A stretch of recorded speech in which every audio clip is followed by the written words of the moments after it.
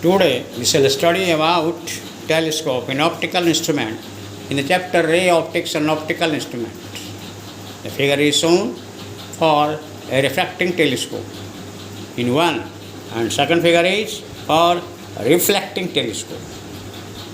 The telescope is used to provide angular magnification of the different objects in figure 1.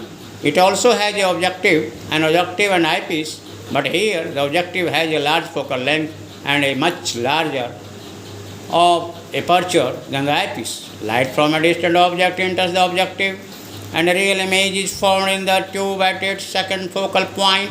The eyepiece magnifies the image, producing a final inverted image. The magnifying power m is the ratio of the angle beta subtended at the eye by the final image to the angle alpha, which the objective subtends at the lens or the eye.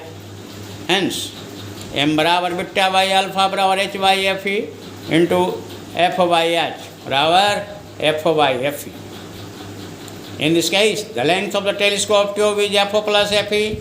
The terrestrial telescopes have an addition a pair of inverting lenses to make the final image erect. Refracting telescopes can be used both for terrestrial and astronomical observations. For example, consider a telescope whose objective has a focal length of 100 cm and the eyepiece a focal length of 1 cm. The magnifying power of this telescope is m बराबर 100 बटा m बराबर 100.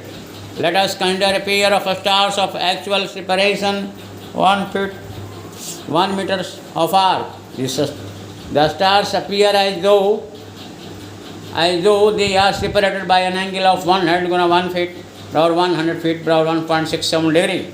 The main consideration with an astronomical telescope are its light gathering power and its resolution or resolving power. The former clearly depends on the area of the objective. With larger diameters, fainter object can be observed. The resolving power of the ability to observe two objects distinctly which are in very nearly the same direction also depends on the diameter of the objective. So the desirable aim is in optical telescope is to make them with objective of a large diameter. The largest lens object in use has diameter of a 40 inch or 1.0 meter.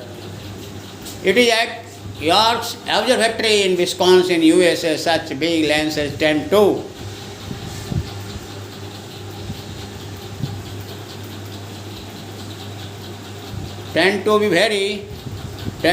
be very heavy and therefore difficult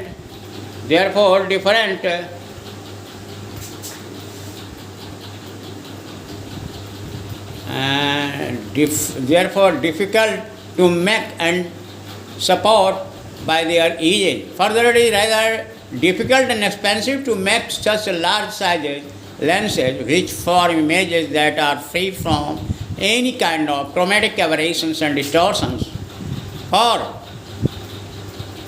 For these reasons, modern telescopes use a concave mirror rather than a lens for the objective. Telescopes with mirror objectives are called reflecting telescopes.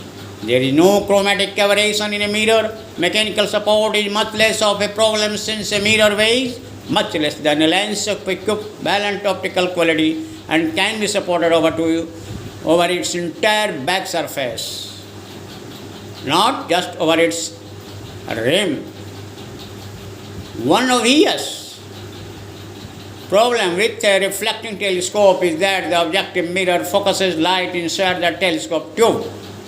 One must have an eyepiece and the observer right there obstructing some light depending on the size of the observer case. This is what is done in the very large 200 inch or 5.08 meter diameter Mount Palomar Telescope, California. The viewer sits near the focal point of the mirror in a small case, and the solution to the problem is to deflect the light being focused by another mirror. One such arrangement using a convex secondary mirror is to focus the incident light which now passes through a hole in the objective primary mirror. It is shown in figure 2 above. This is known as Cassegrain telescope. After its inventor, it has the advantages of a large scale.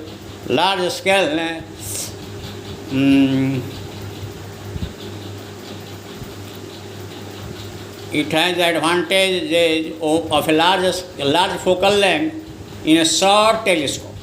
The largest telescope in India is a Kavlur, Tamil Nadu. It is 2.34 meter diameter reflecting telescope.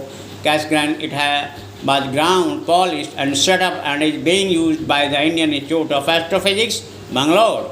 The largest reflecting telescope in the world are the pair of the Keck telescope in Hawaii, USA, with a reflector of 10 meter in diameter.